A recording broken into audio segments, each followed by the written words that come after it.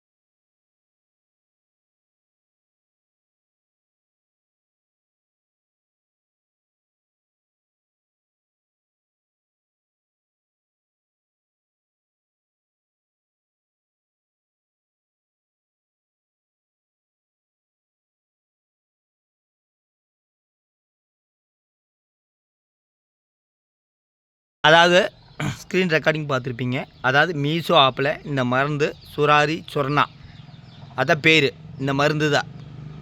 அப்புறம் Amazon ஆப்லேயுமே சுராரி Swarna, SUARI CHURANA, மஞ்சள் colour packet அதிலே போட்டிருப்பா. இது நம்ம அந்த பொய்காரி இளவரசனுமே சமீபத்தில் 6 மாதத்துக்கு முன்னாடி இந்த மருந்து தான் அந்த ஹாஸ்பிட்டலில் போய் வாங்கியிருப்பாங்க.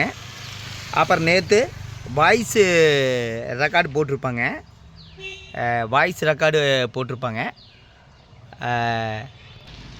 அதாவது அந்த வாய்ஸ் ரெக்கார்டில் எல்லோரும் அவங்க சப்ஸ்கிரைபர் அப்படியே ஆனந்த கண்ணீர் வடிச்சிருப்பாங்க.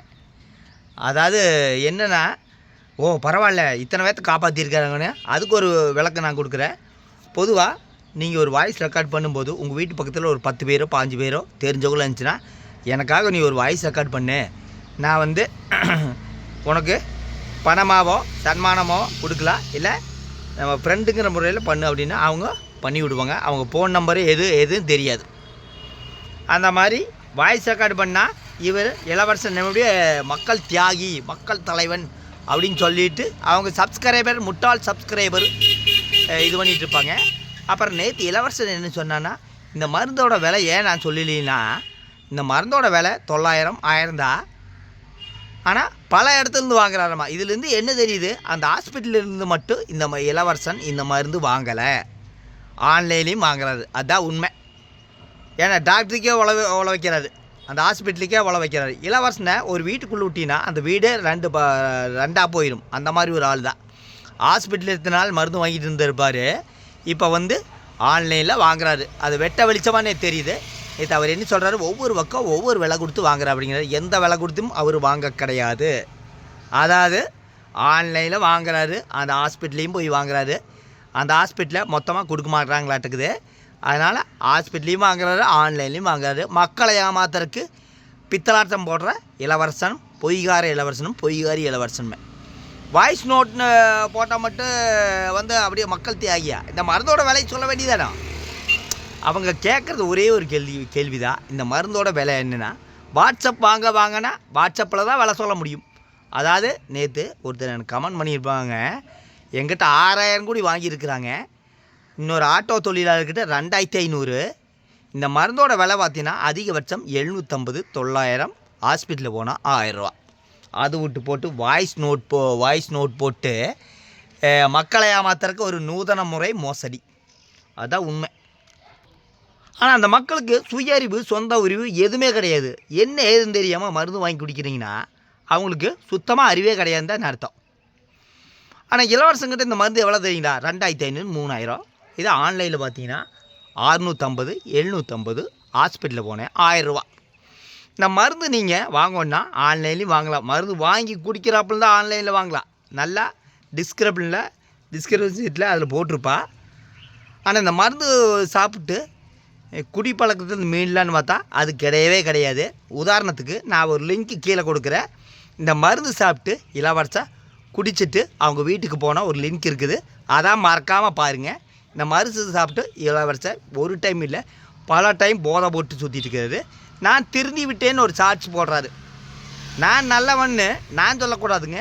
பக்கத்தில் இருக்கிற வீட்டுக்காரனுமே பக்கத்து ஊருக்காரனுமே அவங்க வீட்டு பக்கத்தில் அக்கம் பக்கத்தில் இருக்கிற ஆள் தான் சொல்லணும். அதை விட்டு போட்டு நான் திருந்துவேன் வாய்ஸ் நோட் போட்டு மக்களை ஏமாத்துகிற மோசடிகள். அதாவது நான் அன்றைக்கே சொன்னதா உழைக்கிறக்கு 1000 வழி இருக்குது. இளவரசனுக்கு எந்தவித ஒரு திறமையும் இல்லை, எந்தவித ஒரு மூளையும் கிடையாது, ஒரு மங்கி போன ஆள் தான். நீங்கள் பல யூடியூபர் இருப்பாங்க, எந்த யூடியூபராவது மருந்து சேல்ஸ் பண்ணுற நீங்கள் பார்த்துருக்கிறீங்களா? ஆனால் இவன் கத்தையாக மருந்து சேல்ஸ் பண்ணி மக்கள்கிட்ட 2000 3000 கொள்ளையடிச்சிருக்கிற ஒரு கொள்ளைக்காரன் தான். அதை விட்டு போட்டு மக்களை காப்பாற்றுற மக்கள் எல்லோரும் திருந்தோணுங்க, குடியில்லாத மாநிலமாக மாற்றணுங்க. ராஜாஜிக்கு அப்புறம் நம்ம இளவரசங்கிற புத்தர் தான் மக்கள் இல்லாத குடியில்லாத மாநிலமாக மாற்றுறதுக்கு முயற்சி எடுத்துகிட்டு இருக்கிறாரு. அவங்க சப்ஸ்கிரைபரு அறிவில்லாத சப்ஸ்கிரைபர். ஆனால் சூப்பருங்க, உங்கள் செயல்பாடு சூப்பருங்க. இதுவே ஒரு பாலிமர் நியூஸ்லேயோ ஒரு சன் நியூஸ்லேயோ ஒரு கலைஞர் நியூஸ்லையோ ஏதாச்சும் எங்கள் வீட்டுக்கு அனுப்புங்க, அவர்கிட்ட பேட்டி கொடுக்க சொல்லுங்கள், அதை அரசோட கவனத்துக்கு கொண்டு வர சொல்லுங்கள். அரசோட கவனத்துக்கு கொண்டு போனால் நேராக முடி பிடிச்சிட்டு நேராக கொண்டே ஜெயிலில் கொண்டே தள்ளிடுவாங்க. ஐயா, யாரை கேட்டு இந்த மருந்து நீ சேல்ஸ் பண்ணுற? இந்த மருந்து சேல்ஸ் பண்ணுறதுக்கு உனக்கு அனுமதி யார்? ஒரு ஜிஎஸ்டி இல்லை, ஒரு ஆஃபீஸ் இல்லை, ஒரு கடை வாடகை இல்லை. வெப்சைட்டு மூலமாக மருந்து சேல்ஸ் பண்ண அது தப்பு இல்லை. அவங்க லட்சக்கணக்கில் பணம் கட்டி வெப்சைட்டை ஓப்பன் பண்ணி மருந்து சேல்ஸ் பண்ணுவாங்க. ஆனால் இந்த பொய்காரியுமே உழைக்கிறதுக்கு வழி இல்லாமல் கணவர் 1 நம்பர் மட சோம்பேறி, உழைக்காத சோம்பேறி, யூடியூப்பு, இன்ஸ்டாகிராமு, ஃபேஸ்புக்கு இதை நம்பி வாழ்கிற ஒரு கேடுகட்ட ஜென்மந்தான். அந்த பொய்காரிக்கு பெருமை வேறு. கணவருக்கு தூங்குறதுக்கு டைம் இல்லையாமா, சாப்பிட்றதுக்கு டைம் இல்லையாமா. மக்களை ஏமாத்தினா அப்புறம் எப்படி டைம் இருக்குங்க? அது விட்டு போட்டு வாய்ஸ் நோட்டு வச்சு மக்களை ஏமாத்துறதுக்கு நூதன முறை மோசடிகள். ஆனால் இந்த மருந்து சாப்பிட்டு பல டைம் இளவரசர் போதைப்பட்டு சுற்றினவர் தான். அவங்க குழந்தை மேலே சத்தியம் பண்ண சொல்லுங்க பார்க்கலாம். அதை பண்ண மாட்டார், எந்த காலத்துலையும் பண்ண மாட்டார். ஏன்னா இளவரசன் காயத்ரி அம்மையாருக்கு முதல் மனைவின்னு கேட்டால் 2வது மனைவி, அதை பற்றியும் சொல்ல மாட்டாங்க. இளவரசனோட கார் மேலே ஒரு வழக்கு இருக்குது, அது கோர்ட்டில் நடைபெற்று கொண்டு இருக்குது, அதை பற்றி சொல்லுவார்னு கேட்டால் அதை பற்றியும் சொல்ல மாட்டார். இன்றைக்கி இன்றைக்கி மக்களை ஏமாத்துறதுக்கு நூதன முறை மோசடிகளை என்னென்ன இருக்குதோ, கணவன் மனைவி என்னென்ன இருக்குதோ அதை தான் பண்ணிகிட்டு இருக்கிறாங்க.